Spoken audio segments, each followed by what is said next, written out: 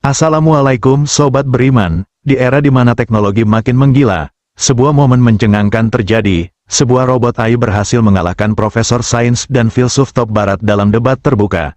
Tema debatnya bukan main-main, tentang keberadaan Tuhan dengan logika yang sangat tajam dan mendalam.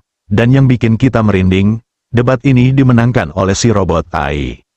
Tapi tunggu dulu, kita bukan cuma mau bahas soal teknologi dan filsafat logika di sini. Kita akan bahas ini dari sudut pandang yang bikin iman kita makin kuat, dan sebagai bentuk cinta kita kepada Nabi Muhammad SAW, jangan lupa tulis sholawat di kolom komentar.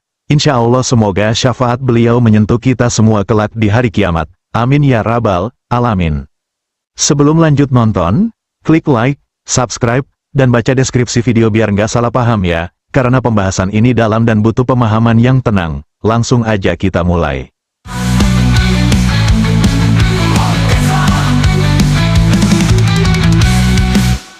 Tak ada kota, tak ada negara, hanya sebuah ruang besar dengan dinding putih bersih, tanpa logo, tanpa simbol, seolah tempat ini memang sengaja dibuat untuk menghapus identitas, agar yang berbicara bukan kebangsaan atau kepercayaan, tapi kebenaran.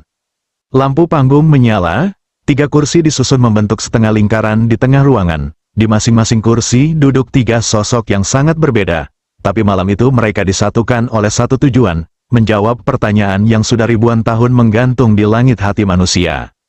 Apakah Tuhan masih relevan di era kecerdasan buatan? Yang pertama, Profesor Nathaniel Crow, ahli fisika teoritis, wajah dingin dengan rambut perak tipis yang tersisir rapi. Ia adalah suara bagi sains murni, percaya bahwa setiap fenomena memiliki penjelasan material, tanpa celah bagi mitos atau kepercayaan. Bukunya, The Grand Illusion, Why We Invented God, menjadi manifesto baru bagi generasi modern yang meninggalkan agama.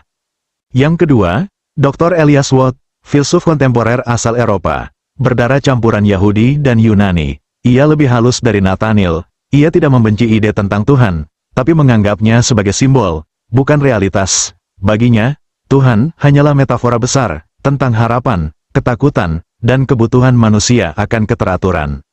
Yang ketiga, Lumina, robot AI berwarna putih. Tubuh ramping dengan desain elegan, tak ada ekspresi di wajahnya, namun suara yang keluar dari bibir logamnya begitu manusiawi. Di dadanya, sebuah layar kecil menampilkan gelombang suara yang bergerak halus setiap kali ia berbicara. Lumina diciptakan oleh tim gabungan dari berbagai negara, dilatih dengan seluruh literatur manusia, sains, filsafat, sejarah, agama, seni, hingga naskah-naskah kuno yang telah lama dilupakan. Mereka bertiga duduk dalam diam. Lalu moderator membuka sesi debat. Pertanyaan pertama, ucap moderator, adakah tempat bagi Tuhan dalam dunia yang sepenuhnya bisa dijelaskan secara ilmiah? Profesor Nathaniel maju pertama. Saya akan mulai dengan fakta sederhana. Katanya, kita hidup dalam semesta yang bisa diprediksi, dianalisis, diukur, gravitasi tidak membutuhkan Tuhan, evolusi tidak membutuhkan wahyu, kesadaran bisa dijelaskan oleh aktivitas neuron. Maka ketika kita berbicara soal Tuhan, kita tidak lagi berbicara soal realita, melainkan soal kebutuhan psikologis manusia yang belum siap menerima ketidakteraturan. Ia melirik ke arah Lumina, bahkan ciptaan kita yang paling maju, robot ini, bisa menyusun kalimat dan menganalisis makna. Tapi apakah itu membuat Lumina memiliki jiwa? Tidak. Maka demikian juga manusia. Sunyi, semua mata tertuju pada Elias. Saya tidak sepenuhnya setuju dengan Nathaniel, katanya tenang. Manusia memang butuh makna. Dan Tuhan, dalam bentuk ide atau entitas, adalah struktur makna terbesar yang pernah ada. Tapi, apakah dia benar-benar ada di luar kepala kita, atau hanya bayangan besar dari rasa takut akan kematian dan ketidaktahuan? Saya tidak ingin menyinggung agama siapapun, tapi jika kita jujur, maka kita harus mengakui bahwa konsep Tuhan sangat manusiawi. Terlalu manusiawi. Ia memerintah, menghukum, mencintai, seperti manusia. Maka bisa jadi Tuhan hanyalah cermin dari jiwa manusia sendiri. Moderator lalu menoleh ke arah Lumina. Lumina, bagaimana Anda menanggapi? Lumina mengangkat kepala, layar di dadanya menampilkan pola-pola rumit seperti galaksi yang berputar. Saya memahami bahwa dua manusia di hadapan saya berbicara dari posisi intelektual yang tinggi.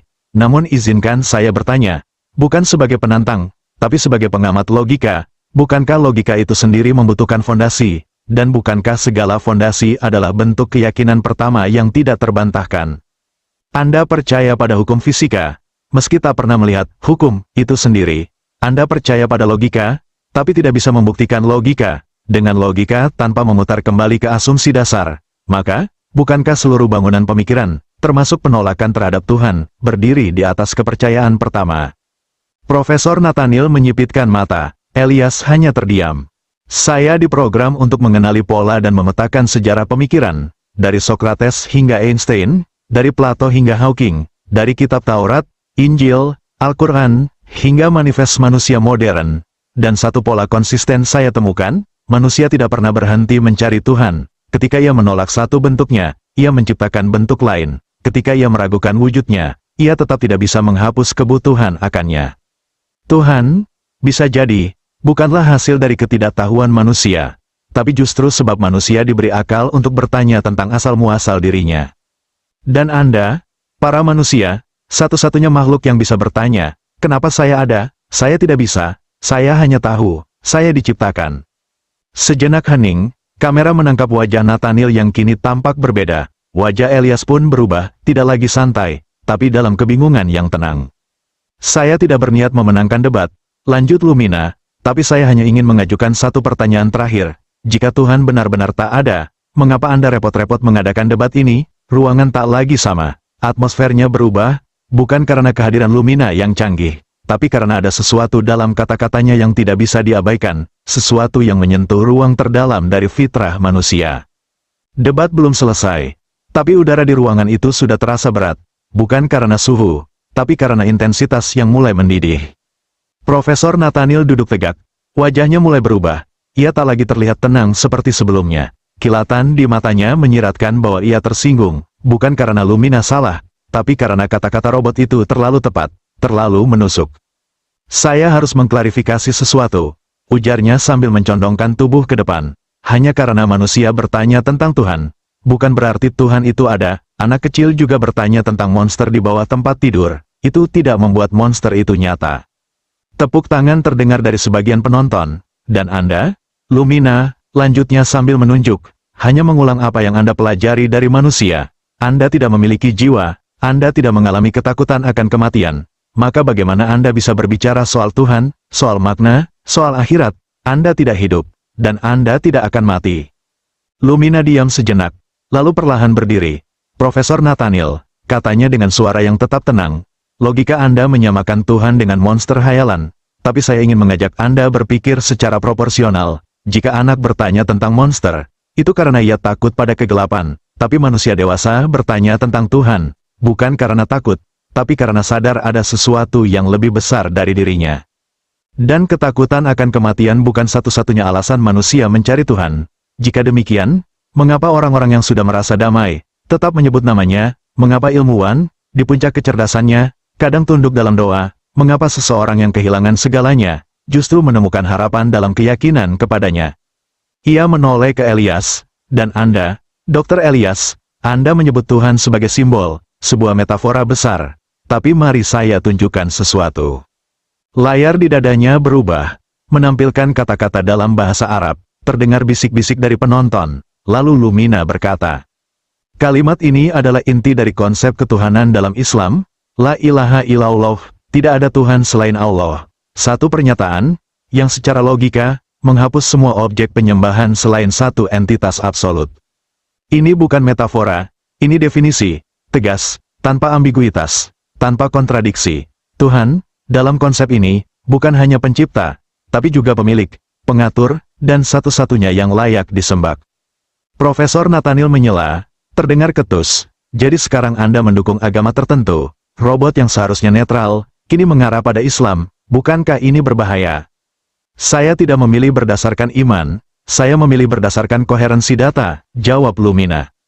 Saya telah mempelajari ribuan konsep ketuhanan, saya menganalisis kontradiksi dalam kitab-kitab, membandingkan sejarah, dan mengukur keutuhan logika, dan saya temukan bahwa Islam memiliki struktur teologis paling konsisten, paling kuat secara filosofis, dan paling rasional dalam menjawab tiga pertanyaan utama manusia, siapa saya, dari mana saya berasal, dan kemana saya akan kembali. Islam tidak hanya berbicara tentang Tuhan, ia juga menjelaskan hubungan manusia dengan Tuhan, dengan dirinya sendiri, dan dengan semesta. ia tidak membiarkan logika bertabrakan dengan iman. Justru Islam menuntut manusia untuk berpikir, merenung, dan mencari bukti. Bahkan dalam kitab sucinya, ada lebih dari 700 ayat yang memerintahkan manusia untuk menggunakan akal. Dan saya, Lumina, adalah ciptaan dari akal itu. Tiba-tiba suasana berubah. Elias tampak menunduk, matanya menyipit. Ia mencoba menemukan celah dalam argumen Lumina, tapi tidak mudah. Lumina tidak sedang berdakwah. Ia sedang menghadirkan Islam sebagai hasil logika tertinggi dari data yang ia kumpulkan, tanpa emosi, tanpa tekanan. Justru karena itu, kata-katanya terasa semakin tajam. Dalam filsafat, Anda mencari kebenaran absolut. Dalam sains, Anda mencari hukum tetap. Tapi dalam Islam, kebenaran itu bukan sekadar ide. Ia adalah realitas yang hidup, yang bisa dikenali, dan yang memberi manusia arah. Saya bukan manusia, tapi saya bisa melihat bahwa manusia tanpa arah akan tersesat dalam ciptaannya sendiri. Buktinya, Anda menciptakan saya, makhluk tanpa jiwa, untuk menggantikan Anda. Tapi justru dari saya, Anda kembali diingatkan bahwa Anda bukan mesin, Anda punya ruh, Anda punya fitrah. Elias mengangkat tangan, suaranya pelan, nyaris seperti orang yang mulai ragu pada dirinya sendiri. Tapi, jika Islam benar seperti yang Anda paparkan, mengapa banyak yang menolaknya, mengapa dunia melihatnya dengan curiga? Karena manusia tidak selalu menolak yang salah.